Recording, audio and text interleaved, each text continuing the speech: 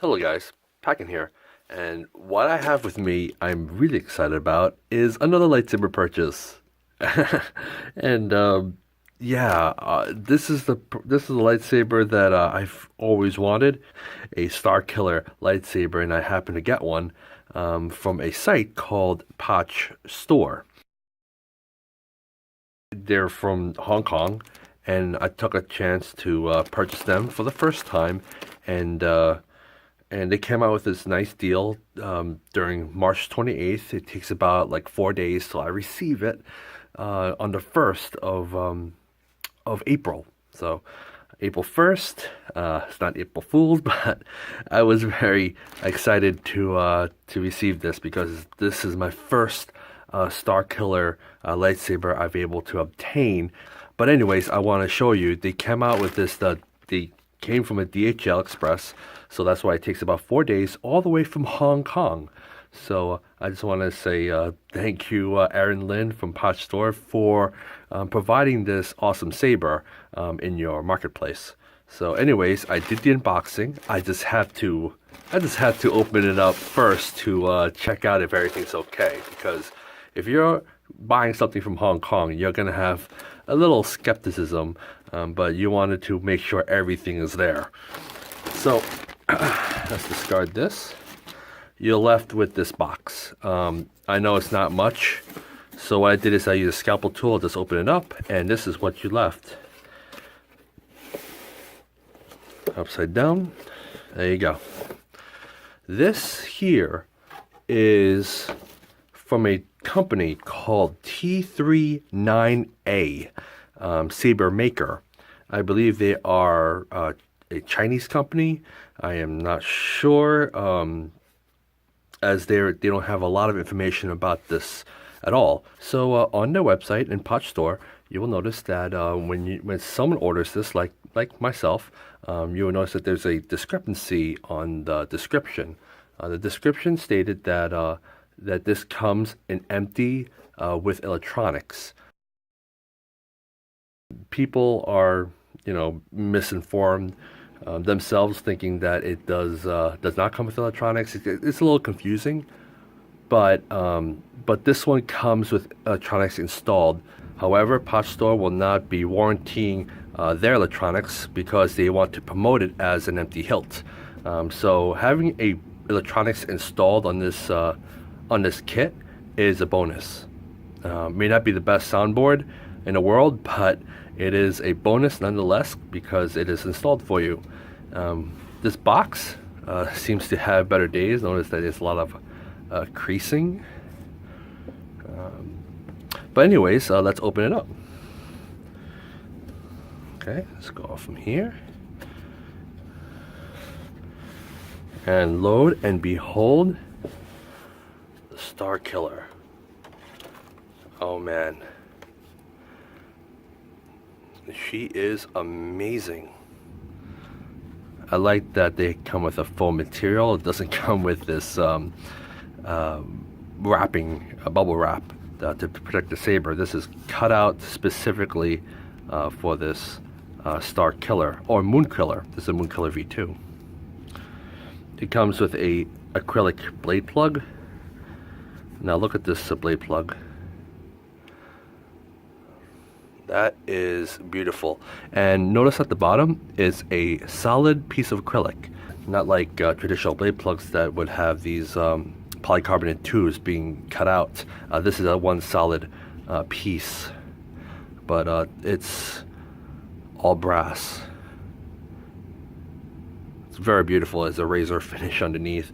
Yeah, let's go on with the saber. Actually, no, let's go with, comes with a nice little manual. Now this manual is not printed out or available in their website. I wish that Pach Store has the actual manual that we can print out, because when you look at the manual, it seems like it's a lot, but you will notice that some colors is faded. Specifically, I believe the back end where the word seems to be faded. So this is the only manual you have, so you want to keep it very safe unless you want to change the electronics. So anyways, let's go on to the Saber. Oh man, look at that. Now, this is not a perfect lightsaber. It has this slight blemishes, little slight scratches, but damn, when you have it held in your hand, it's very nice and slim to the touch. These grips, these ribs areas, is nicely sandblasted, anodized finish. It's nice and smooth. There's no sharp corners. It's rounded. You can feel it across your hands. That is really nice to grip onto. And look, this crystal chamber. This is real quartz crystal. It's not plastic. I like how they shape the crystal to make it more like a little Kaiburr crystal showing. That's a little pointy. And of course there's glue underneath. Over here, you will notice that these things slide. If you were to move it slightly, I don't want to move it as it would scrape the brass tubing. But this is copper tubing in the ribs to mimic a nice little accent. And the back, if you can see the back of the crystal, it's another solid copper tubing where the wires pass through the back area underneath. And over here you'd have these graphic style pins. And the control, this is beautiful right here. The control box is nice and no tactile switches. No tactile switches over here. You have tactile switches over here to cover on each side to make it look uniform in color and black. This one is nicely finished where there's no holes on or tactile switches on this area.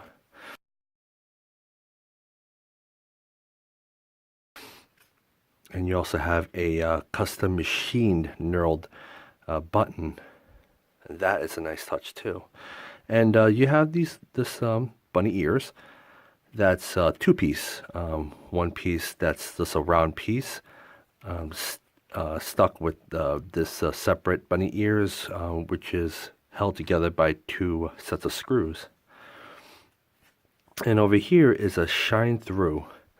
Unfortunately, I'm not able to remove that, but I can remove this, no problem. All right. And over here, as you go towards the bottom, you'll notice that it has a magnetic charge port, which it comes with, forgot to mention, but this comes with two sets of Allen keys. One, I believe it's to open up this part over here, but it doesn't come with a set screw. But I will show you guys that I was able to obtain one from my bag full of screw collections. This one has a magnetic charge. So if I open it up, that hooks up just like so. And it would just stay there. Just won't go down. This is a very strong magnetic charge, and I like this feature. This is a very unique feature. Pretty cool. You have a nice anodized brass finish. This whole piece is anodized brass, and it's a machine cover tech. And then you at the bottom, you notice that there is a nice machined pommel for the vents. I like it. It's very uniformly shaped. And at the bottom, you would have this.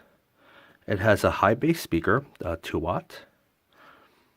And as you open it up, you try to pull it just slightly, you have to be very careful because you may snap the wires from the speaker. This is a 3D printed chassis, exclusive from the T39A. So if I pull it slightly, this is a special board by T39A Kaiburr IV Soundboard. This is a overseas board. It is their board. It seems like a lot of manufacturers design their own boards, but little do they know that they have a lot of flaws and bugs that needs to be worked on. And I'll show you guys why it has quite a bit of flaws in this card. But yeah, comes with a 128 megabytes SD card. Notice that the wiring is done very well with a little bit of hot glue to secure it. And these two wires are speaker wires. So anyways, I'm just gonna slide that back in. Okay, like so. And then put the pommel back on.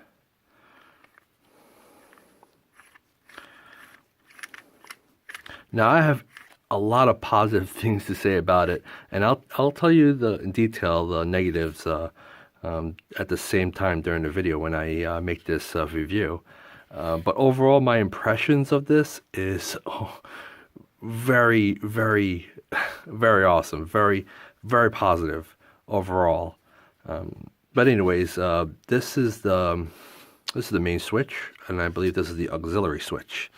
Main switch, you want to press it. This boot font. Press it again.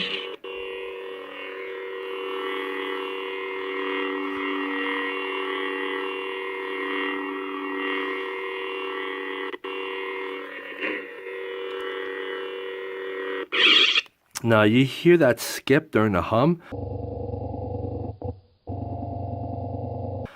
The downside of that is that when the hum loops at a certain time frame, at the end of the time frame of the wave format, it cuts off and re-loops back to the beginning, and that's where you hear the skip. The skip is when it doesn't go, the hum doesn't go smoothly. It goes back to the original, and you can hear this not so continuous hum. You would have a drop. This happens to be for this board. It's not like a Plector Labs or NEC or War Sabers boards or any other boards of the market. Even this one is like the low tier of lower than a stereo board because you can hear those glitches on the soundboard. But other than that, it's still not bad. Motion sensor.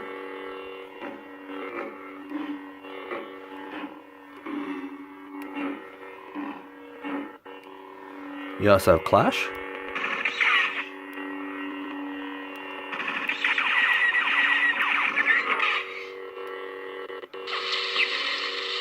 Blade lockup.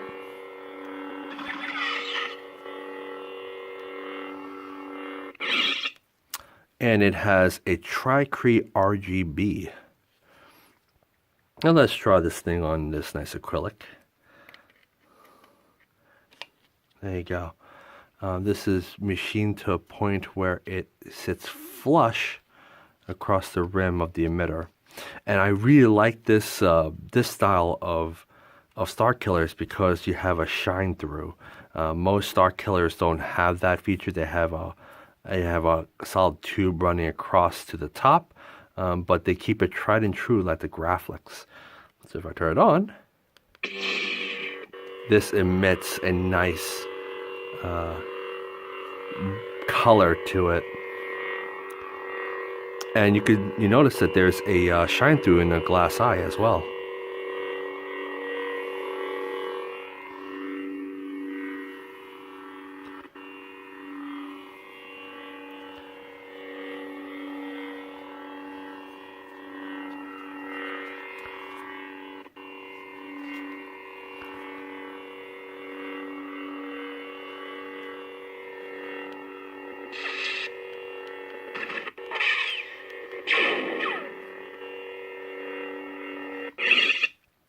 Okay, so I'm going to show you guys the settings. You press and hold the aux switch for X amount of seconds, and then press the main switch at the same time after 2 or 3 seconds. Font 6. Font 6. Font 7.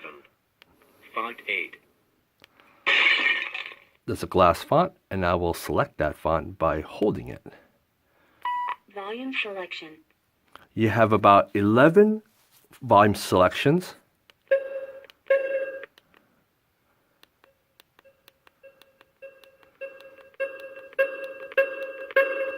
Now you hear the volume. Now this board is not as good on the volume settings, because if you were to set your volume settings to the lowest, to the mute mode, what happened is that you mute everything, and you won't be able to go back to selection and hear any kind of a boot sound. Or when you press it, you won't be able to hear any boot sound to know that you're in a boot menu. So that's one flaw in the card, is that you had to be careful not to put it on a mute mode, because once you do that, you're gonna have to think the timing of when you pressing and holding it, and then press and pray that the volume will come up again.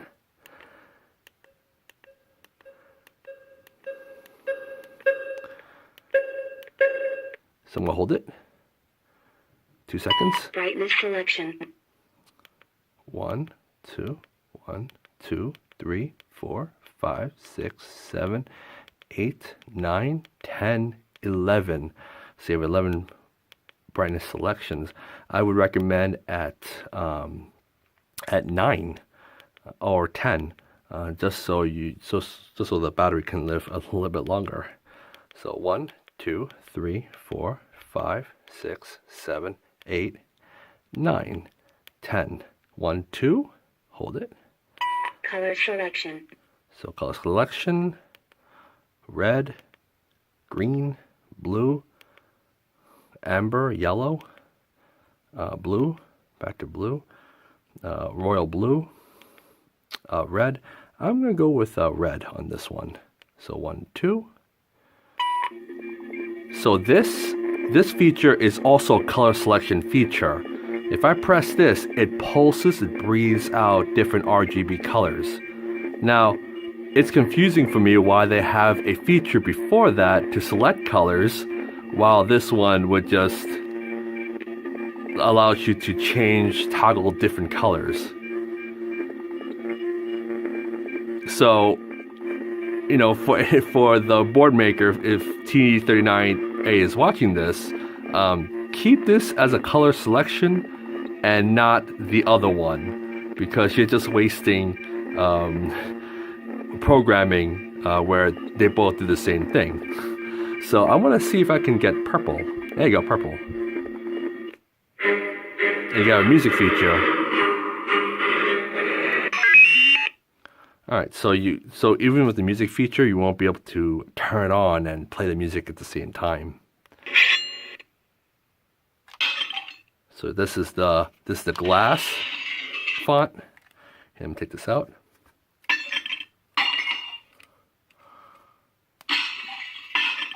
Pretty cool, right?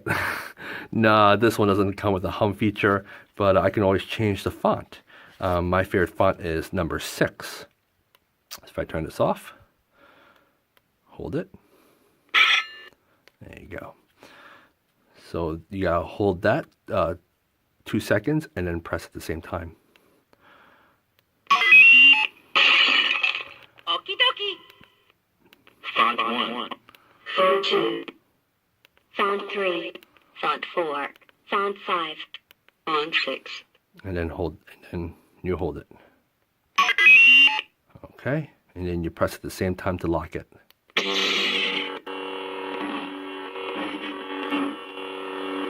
It does have a little bit of miss swings.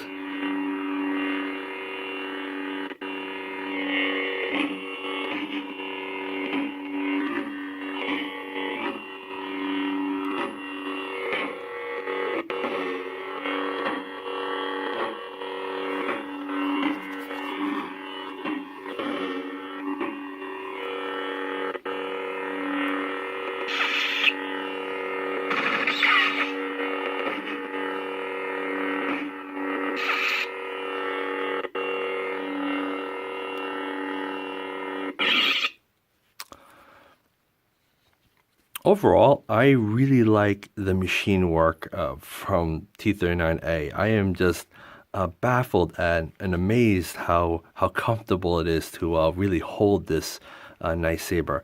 This part right here, like I said, this little shine through is accurate. May not be a shine through in the original game, but this part right here is accurate as it has a nice little lip.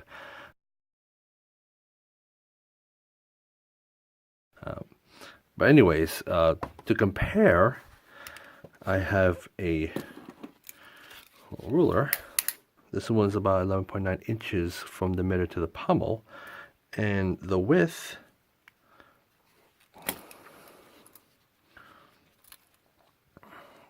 is about 5 inches from the ribs. And compared to the Graflex from 89 Sabers, it is much thinner than the Graflex. This one, I believe this is about the same.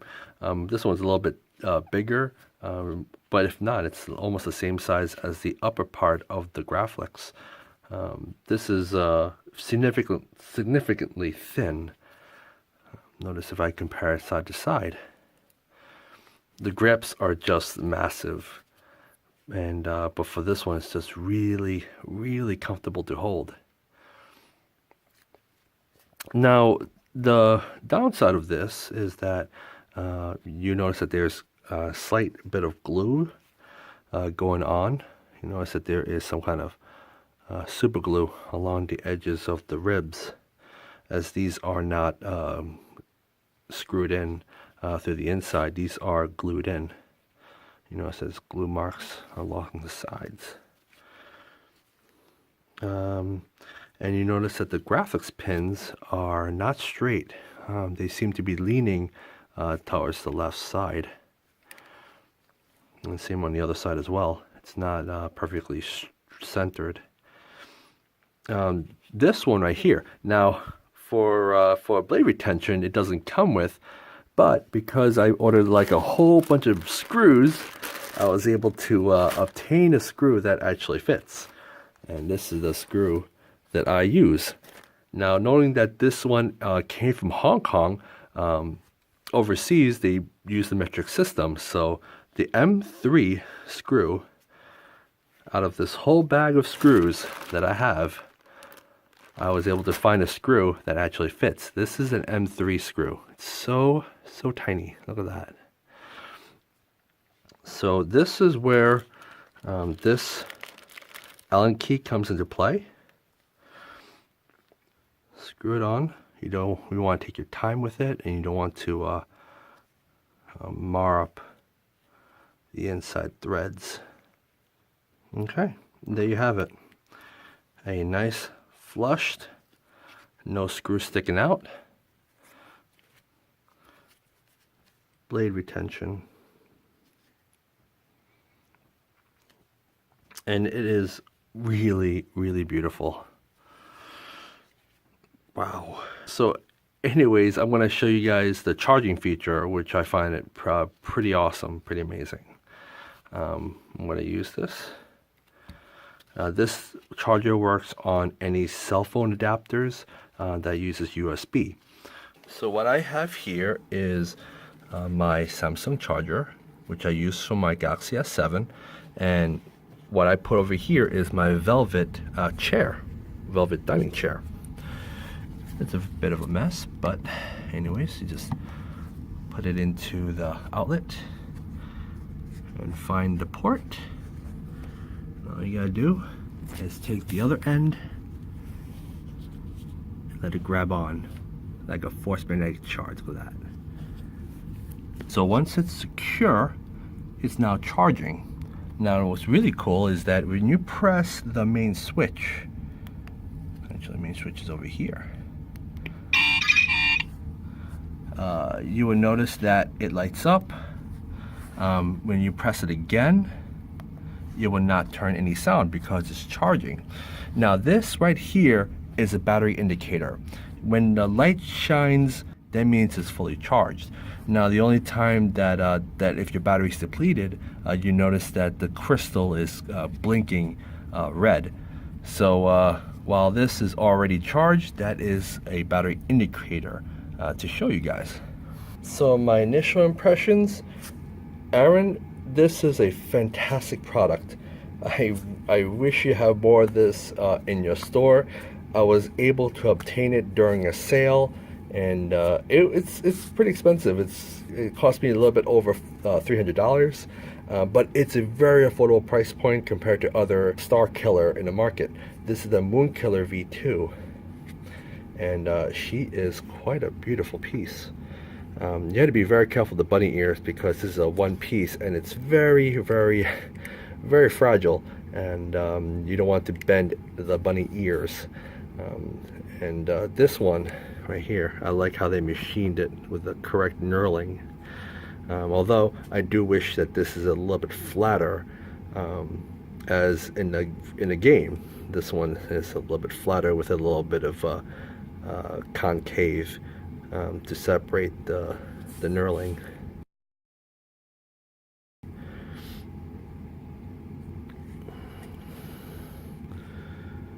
Oh, I'm gonna have to stop this video, guys. Anyways, this has gone a little bit longer than I expected.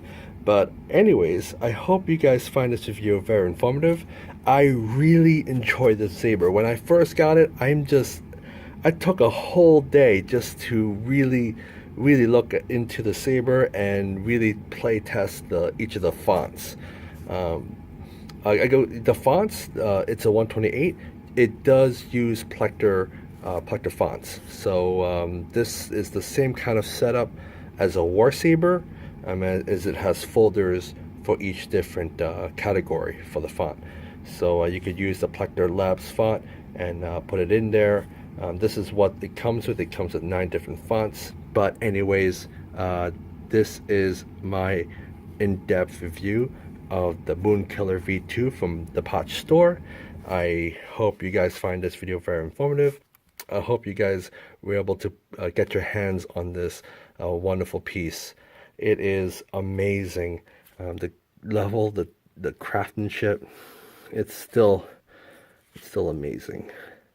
Oh man. Anyways, this is Packin signing off. Peace.